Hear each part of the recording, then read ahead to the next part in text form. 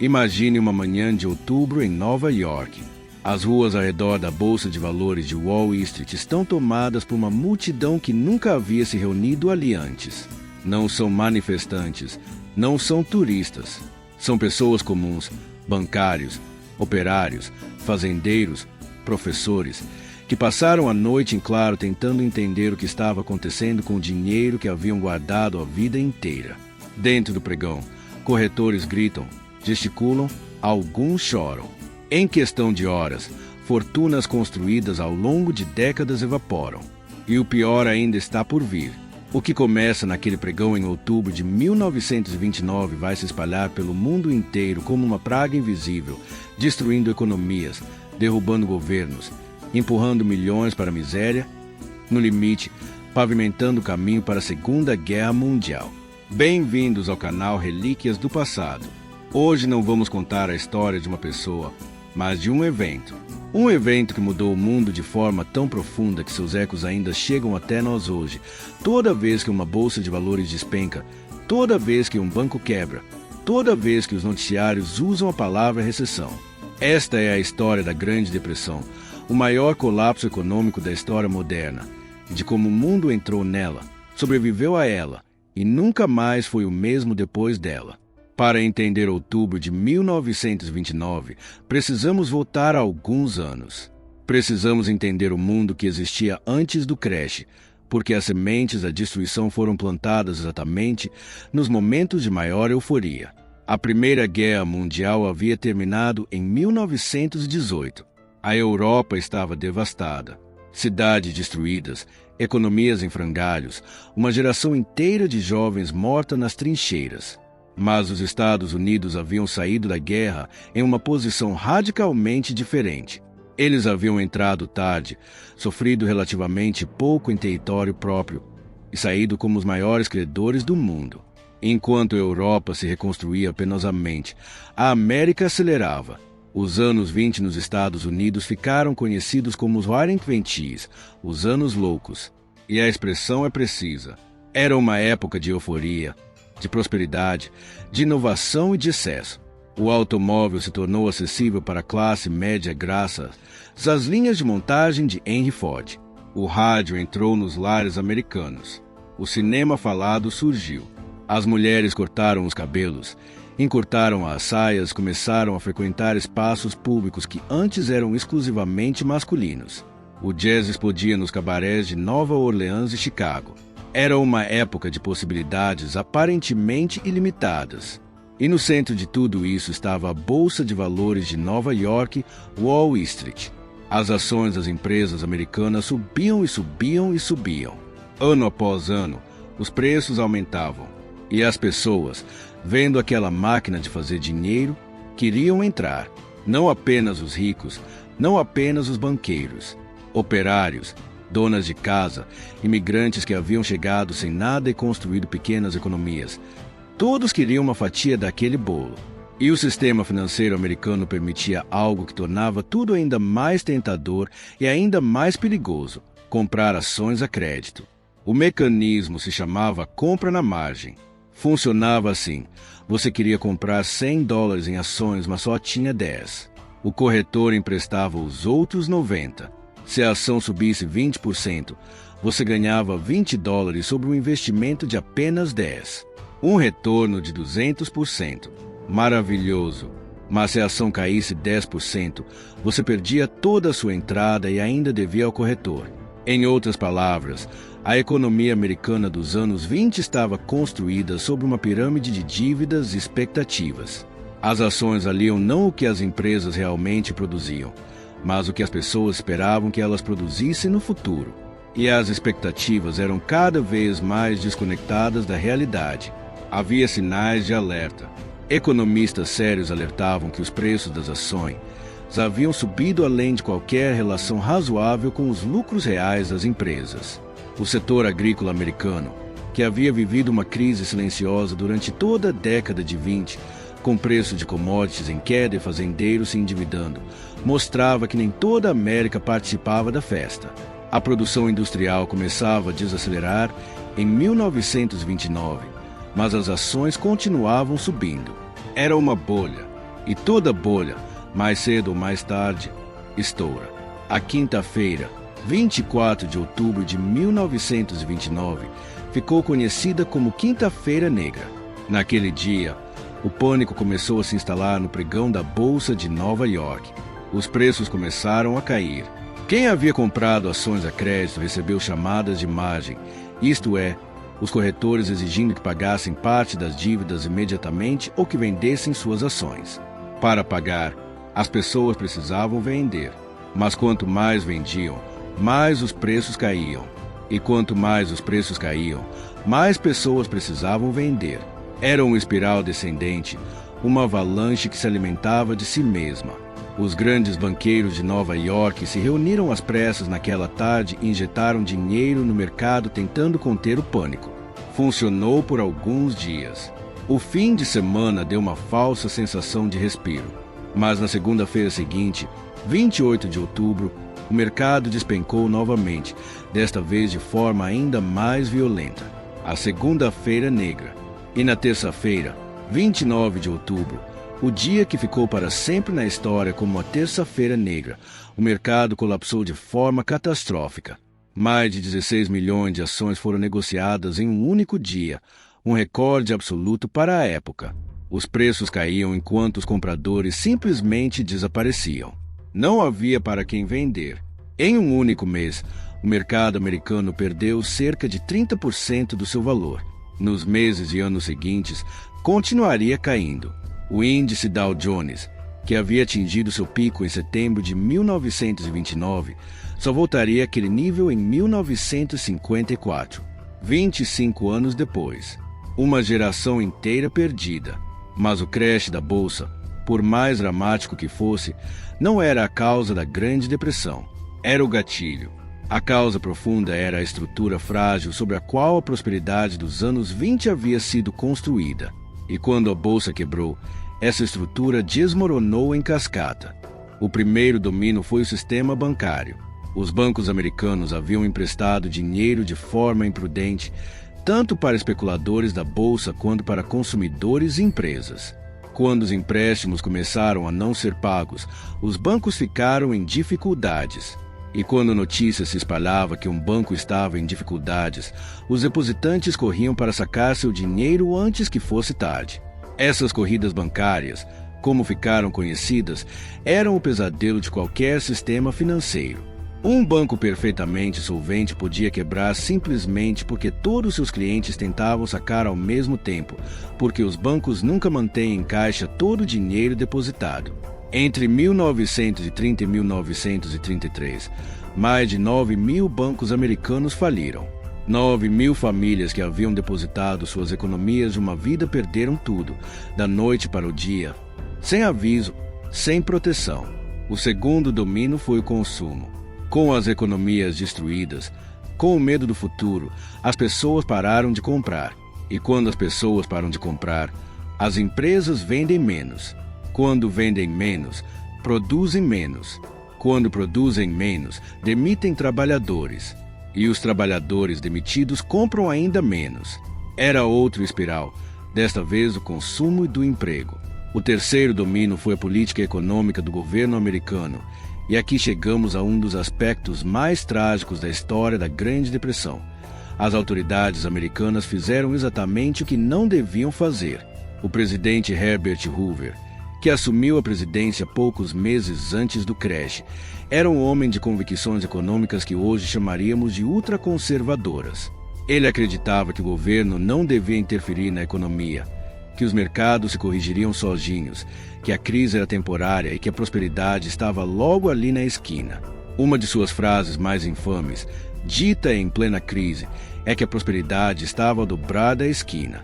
A esquina nunca chegou. Pior ainda, em 1930, o Congresso americano aprovou a Lei Solow-Ley, que levou as tarifas de importação para níveis históricos, tentando proteger a indústria americana. O resultado foi o oposto do esperado.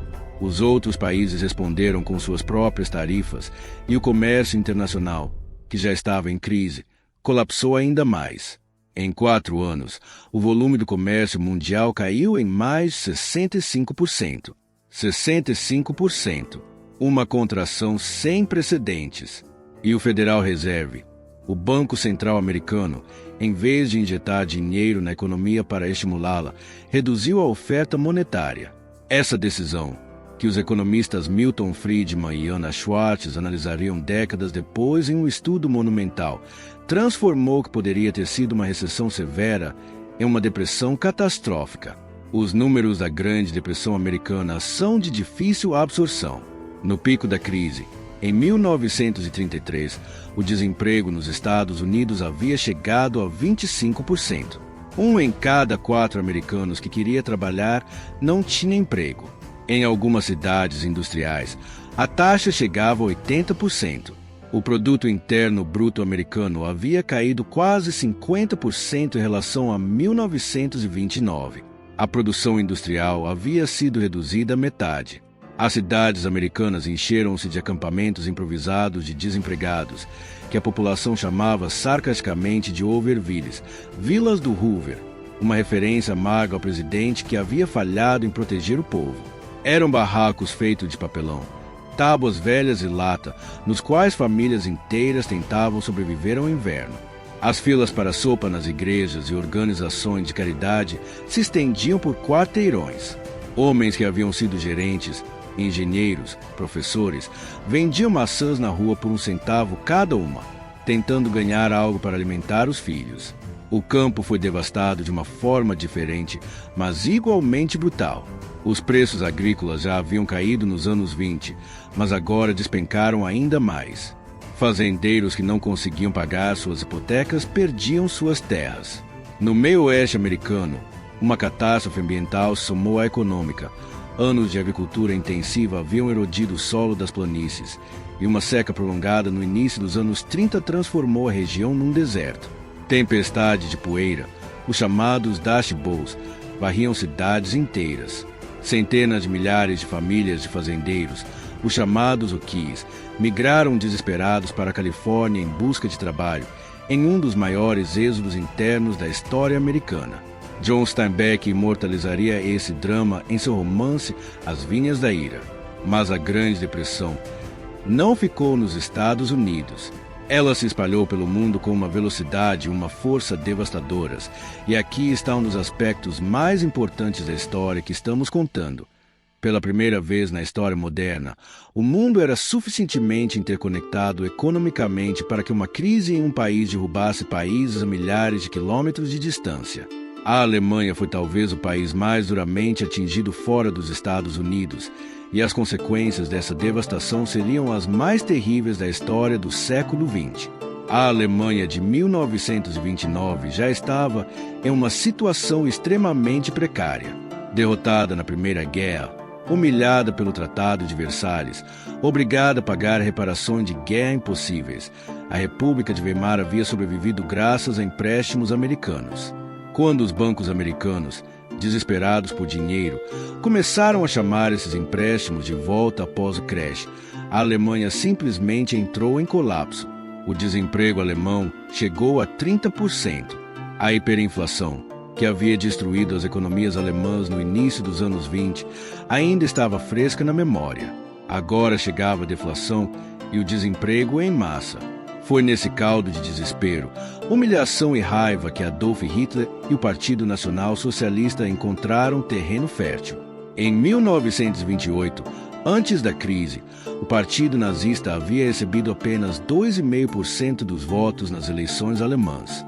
Em 1932, no auge do desespero econômico, recebia 37%. Hitler prometia trabalho, pão, dignidade e um inimigo para culpar por todos os sofrimentos. Milhões de alemães desesperados acreditaram nele.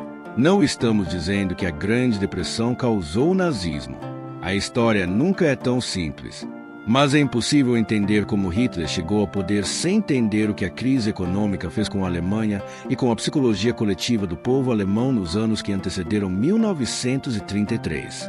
A crise também abalou profundamente o Reino Unido, a França, o Japão, o Brasil e praticamente todos os países integrados à economia global.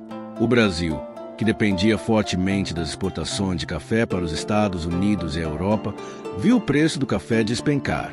O governo brasileiro chegou a queimar montanhas de sacas de café no mar para tentar sustentar os preços.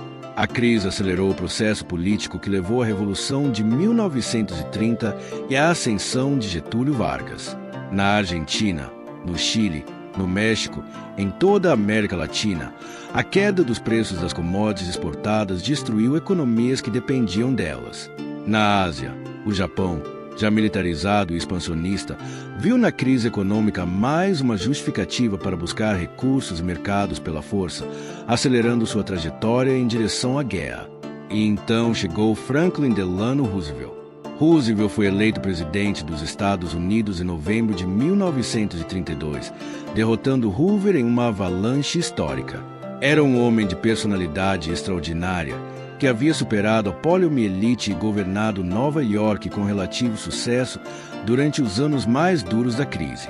Mas o que fez Roosevelt diferente de Hoover não era apenas a personalidade, era a filosofia. Roosevelt acreditava que o governo tinha o dever de agir, que nas crises, esperar que o mercado se corrigisse sozinho era uma crueldade que o Estado democrático não podia se dar ao luxo de praticar. No dia de sua posse, em março de 1933, com bancos fechados em todo o país e o desemprego no pico, ele pronunciou uma das frases mais famosas da história americana: "A única coisa que temos a temer é o próprio medo." Nos primeiros 100 dias de seu governo, Roosevelt desencadeou uma avalanche de legislação e programas que ficou conhecida como New Deal, o Novo Acordo. Era uma intervenção do Estado na economia em escala nunca vista nos Estados Unidos. O governo federal criou empregos diretos em obras públicas, construindo estradas, pontes, represas, parques, edifícios públicos. A Tennessee Valley Authority eletrificou regiões inteiras do sul-americano que nunca haviam tido energia elétrica. A Securities and Exchange Commission foi criada para regular a bolsa de valores e evitar os abusos que haviam levado ao crash.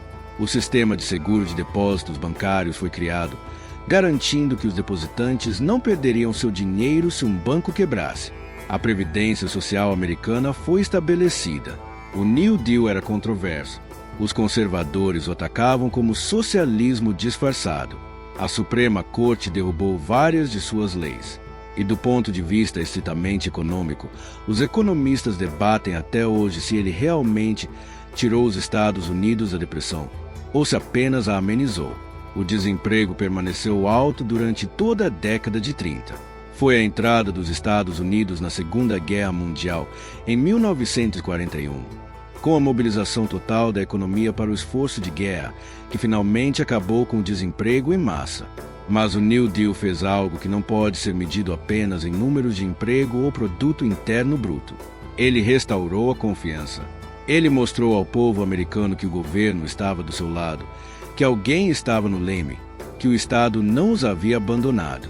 E nesse sentido psicológico e político, foi talvez o programa mais importante da história americana moderna.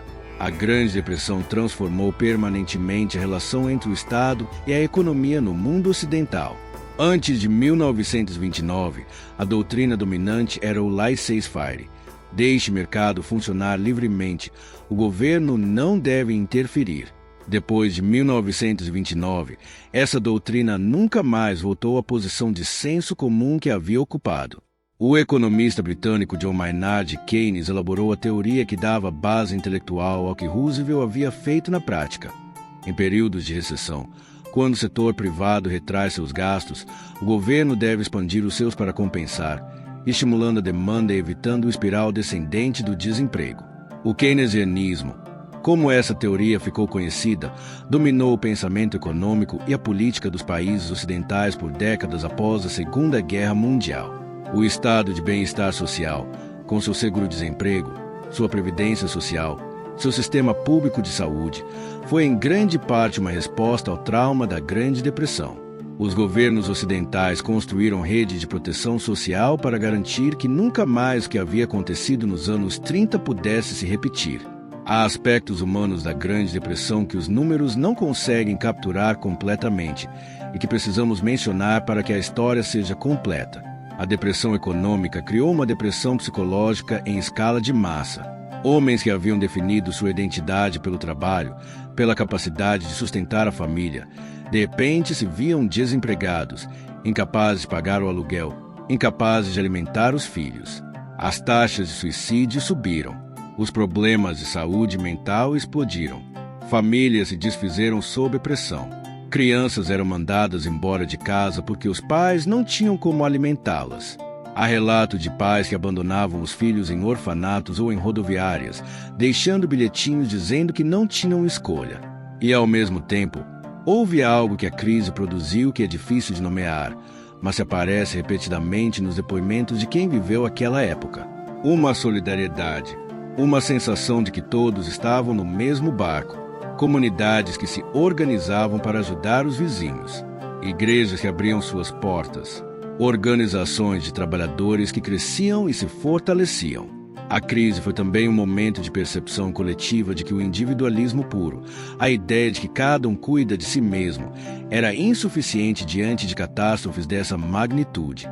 A cultura americana dos anos 30 é inseparável da Grande Depressão. O cinema de Hollywood, paradoxalmente, floresceu durante a crise, porque ir ao cinema era o entretenimento mais barato disponível para escapar por algumas horas da dureza da realidade.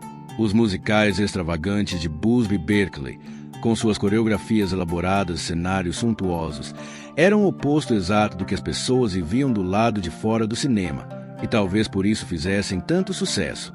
A fotografia documental, com nomes como Dorothea Lange, criou imagens que definem nossa memória visual daquele período. A mãe migrante de Lange, uma mulher de 32 anos com filhos agarrados a ela, olhos perdidos no horizonte, tornou-se talvez a fotografia mais icônica da história americana. A música country e o blues, músicas de gente sofrida falando de sofrimento real, ganharam uma dimensão nova. Woody Guthrie escrevia canções sobre os Okies nas estradas da Califórnia. John Steinbeck, como mencionamos, imortalizou os migrantes do Dust Bowl. Ernest Hemingway escrevia sobre a perda de ilusões. Era uma época em que a arte americana olhava diretamente para o rosto da dificuldade e não desviava o olhar. As lições da Grande Depressão foram aprendidas, pelo menos parcialmente. Quando a crise financeira de 2008 ameaçou repetir o colapso de 1929, os governos e bancos centrais do mundo ocidental agiram de forma radicalmente diferente do que Hoover e o Federal Reserve haviam feito em 1929. Em vez de deixar os bancos quebrarem, os governos os salvaram. Em vez de cortar gastos, os governos os aumentaram. Em vez de contrair a oferta monetária, os bancos centrais a expandiram dramaticamente. A crise de 2008 foi terrível, mas não se transformou numa grande depressão, em parte porque os responsáveis pela política econômica haviam estudado os erros de 1929 e se recusavam a repeti-los. Ben Bernanke, presidente do Federal Reserve durante a crise de 2008 e futuro, ganhador do Nobel de Economia, havia dedicado grande parte de sua carreira acadêmica a estudar a Grande Depressão. Quando a crise chegou, ele sabia exatamente o que não fazer. Em seu discurso de despedida de Milton Friedman, o economista que havia identificado os erros do Fed em 1929, Bernanke disse: "Você estava certo, nós fizemos isso, mas graças a você, não vamos fazer de novo." A Grande Depressão dura, formalmente, do crash de outubro de 1929 até aproximadamente o início da Segunda Guerra Mundial, em 1939, embora alguns países tenham se recuperado antes e outros depois. Foram 10 anos de sofrimento, de incerteza, de transformação forçada. 10 anos que mudaram permanentemente a forma como as sociedades ocidentais pensam sobre a relação entre mercado, Estado e cidadão. Há uma última coisa que precisamos dizer sobre a Grande Depressão. Ela foi, em sua essência, uma crise de confiança. As ações caíram porque as pessoas perderam confiança no futuro das empresas. Os bancos quebraram porque as pessoas perderam confiança nos bancos. O consumo caiu porque as pessoas perderam confiança em sua própria segurança econômica. E a recuperação, quando finalmente veio, foi também uma recuperação de confiança. Confiança nos bancos, graças ao seguro de depósitos. Confiança no futuro, graças ao programa de emprego e proteção social. Confiança no governo, graças à liderança de Roosevelt. Isso nos diz algo fundamental sobre como as economias modernas funcionam. Elas são, em grande parte, construções sociais. Dependem do que os economistas chamam de expectativas, mas que em linguagem humana simples se chama de esperança. A esperança de que amanhã será melhor do que hoje. A crença de que o esforço será recompensado. A confiança de que o sistema, apesar de seus defeitos, ainda funciona e pode ser corrigido. Quando essa esperança desaparece, quando essa confiança se evapora, o sistema entra em colapso de uma forma que nenhuma política, por mais bem intencionada que seja, consegue conter facilmente. Restaurar a confiança é mais difícil do que qualquer reforma técnica. Leva tempo, leva liderança, leva narrativa. Leva alguém que se levante e diga, com convicção suficiente para ser acreditado, que a única coisa que temos a temer é o próprio medo. Outubro de 1929 foi há quase 100 anos. E ainda hoje, quando os mercados tremem, quando os bancos balançam, quando o desemprego sobe, o nome que os economistas, os jornalistas e os políticos pronunciam como aviso máximo é sempre o mesmo. A Grande Depressão. Obrigado por assistirem a mais um episódio de Relíquias do Passado.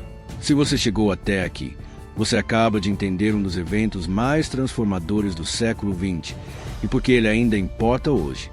Se esse episódio te acrescentou algo, compartilha com alguém que também merece saber. Até o próximo episódio.